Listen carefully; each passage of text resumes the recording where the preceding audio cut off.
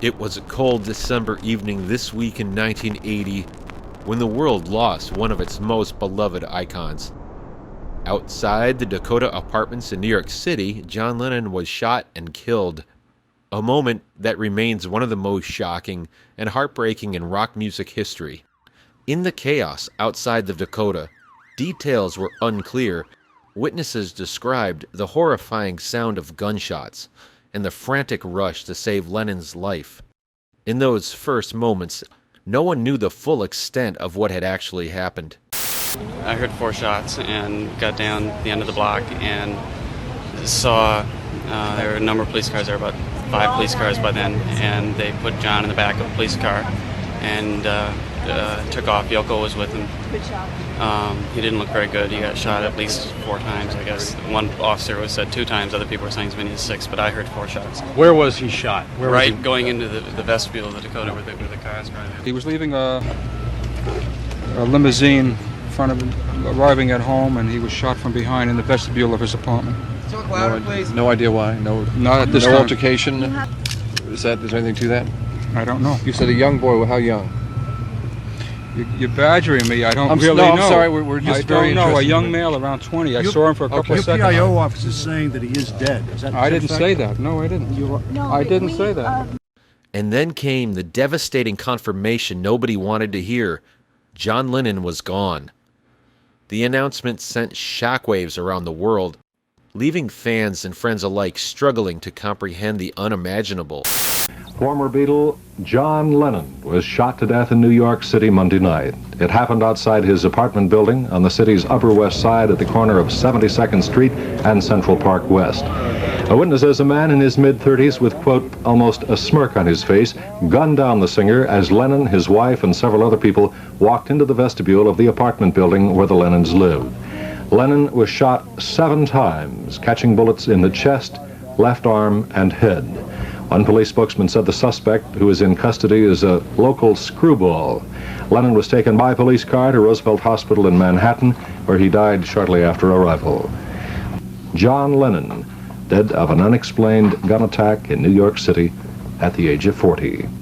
This was more than a death of a musician. It was a loss of a man whose music had shaped generations, whose words had inspired millions, and whose presence symbolized hope, love, and change. I don't care if I just make money to break even to do peace campaign, you know. Here we mean all forms of violence we're against. That includes my own violence, Yoko's violence, you know, violence on the street, you know, any form of violence. Of course, Vietnam and Biafra are like manifestations of all our violence, you know. But we decided it's better to do something than nothing. So we started doing something. Here we are, you see. Ta-da, da-da-da-da-da, da-da. Peace of mind, peace in the street, peace in your own home, peace throughout the world. Really means no violence, or violence that's channeled and doesn't hurt. That's what I mean by peace. Yoko Ono's request. WRIF will now observe 10 minutes of silence in memory of John Lennon. Yoko asks that at this time, we remember John's soul in our hearts, minds, and prayers. John Lennon, born October 9th, 1940, died December 8th, 1980. John Lennon's murder was an epic tragedy unlike anything the music world had experienced ever.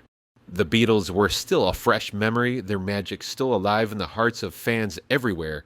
Lennon himself, only 40 years old, was in the midst of a creative and personal renaissance. He was, after all, one half of arguably the greatest songwriting partnership in music history. Lennon and McCartney weren't just creators of songs, they were architects of a cultural revolution. Not just a band, but an experience, their music made people feel as if they were part of something beyond themselves, something timeless and magical. For those who grew up with them, the Beatles were more than music. They were a phenomenon, a shared moment in history that felt impossibly special.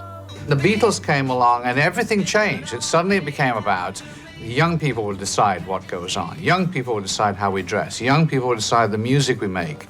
And all of that culture, which we now take for granted, happened for the first time then. The Beatles movies made people relax about things being edited in order and things making sense. I've often asked actors to sit down and watch Hard Day's Night with me and just get an idea for energy and enthusiasm and a way to embrace life. And I've seen A Hard Day's Night at least 25 times. And on at least 5 occasions, I've taught it to film classes, one shot at a time. They were the first white group to come along who had that much impact, who were that popular, who were that world-renowned, to say, hey, man, we grew up and we listened to black people.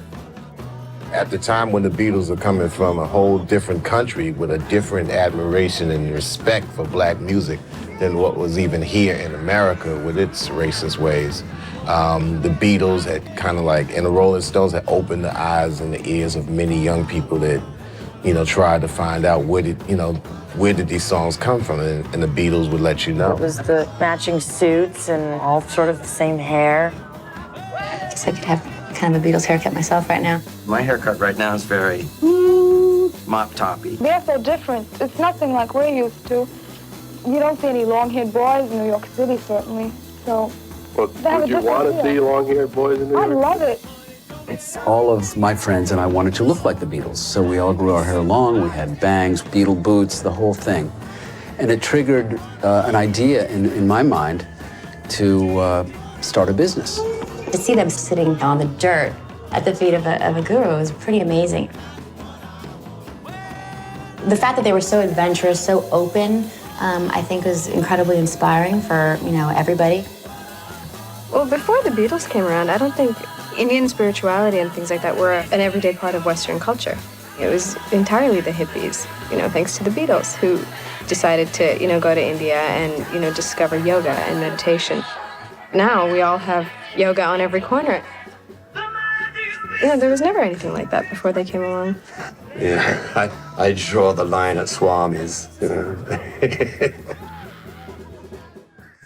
I remember the very day I first sat down and listened to Sgt. Pepper. I remember the house, I remember the light, I remember the room, I remember sitting looking at the album and thinking, gee, life is wonderful when people write music like this. When you go back and listen to Sgt. Pepper's, they were brilliant. Sgt. Pepper had changed the world. Well, they completely turned the world upside down. One of the great things to be said about the music of the Beatles is that it did transcend its moment. The only way of describing songs like Day in the Life is that they're about existential pain, that they found a way of letting that kind of feeling into pop music. I mean, people suddenly thought, oh, well, you can do that? Well, they've done it. It opened the door and showed everybody that there was another room and that you could all play around in that other room. The whole thing of the Beatles was they made life more fun. It was a wonderful time. Before the internet, before the 24-hour news cycles, word of Lennon's death spread like a shockwave. Thousands gathered outside the Dakota in the streets around the world. They sobbed openly, sang Beatles songs, and stood in stunned silence. A collective grief emerged, something rarely seen before or since. Of course, this wasn't the first tragedy in rock history. There was the 1959 plane crash that took the lives of Buddy Holly, Richie Valens, and the Big Bopper. There was Kurt Cobain's tragic suicide in 1994, and in the cruelest of ironies, Dimebag Darrell from Pantera was shot and killed on stage on December 8, 2004, exactly 24 years after Lennon. Lennon's death was different. It was the first time a musician of this magnitude had been murdered. Among the people who spent time near the Dakota apartments was Paul Gorish, an amateur photographer who became a familiar face to Lennon. Over time, Gorish developed a rapport with Lennon, capturing candid moments of the musician coming and going from his home. Eventually, he became something of an unofficial photographer for Lennon. This photo of John and Yoko leaving the Dakota, taken by Gorish, graced the cover of the Watching the Wheels single. On December 8, 1980, Gorish would take some of the most haunting images of his career, photos that would become etched in history. One of them shows Lennon standing outside the Dakota signing a copy of the Double Fantasy album for the man who would later kill him. Gorish later recounted that he was approached by the man earlier that day. He thought little of it at the time, just another fan seeking an autograph. So he said, I'm waiting to get my album signed. So I said, yeah, fine. So he says to me, where are you from? So I said, I'm from New Jersey. He says, no. I said, where are you from? He says, I'm from Hawaii. I said, where are you staying? And with that, he snapped back, why do you want to know? And I was taken aback because he's the one that came over and initiated the conversation. I didn't even want to talk to this guy because I didn't want to talk to anybody. I wanted to keep John pretty much to myself. And I said to him, look, leave me alone then. I didn't ask you to come over here and talk to me. Chapman walks up to John and holds the album out. But do you want me to sign it? And John looks at me like, there's something strange. And as he's signing the album, I took a picture of him and Chapman. And after he signs the album, he then turns the album back to Chapman and raises his eyebrows and says, is that all right? And I took another picture with his eyebrows raised. And Chapman says, yeah, and steps back, just back away. And John turned to me and looked at me like, it's quite strange. As Lennon prepared to leave for the recording studio that evening, Gorish captured what would become the final photograph of Lennon ever taken. In the immediate aftermath of Lennon's murder, the killer was arrested outside the Dakota, calmly waiting as if seeking acknowledgement for his horrifying act. If you're a fan of Lennon and the Beatles, you already know his name likely. We do our best not to say it because that's exactly what he wanted.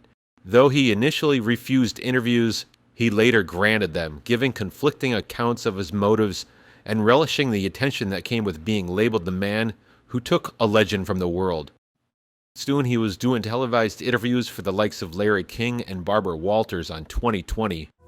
Why did you kill John Lennon? That I thought by killing him, I would acquire his fame.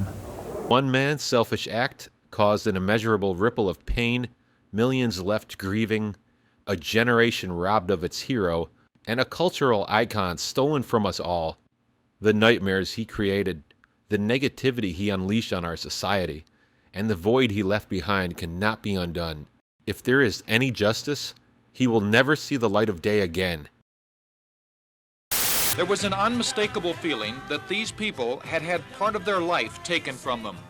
A week after John Lennon's murder, there was still disbelief. I feel like I grew up with them, and I felt like I really did lose someone that I knew. There was a letter of condolence to Lennon's widow for people to sign.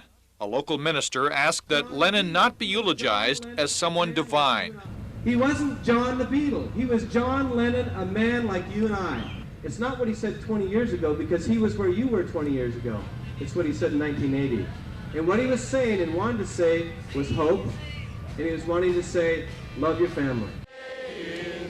Give peace a chance. All you're saying is give peace a chance.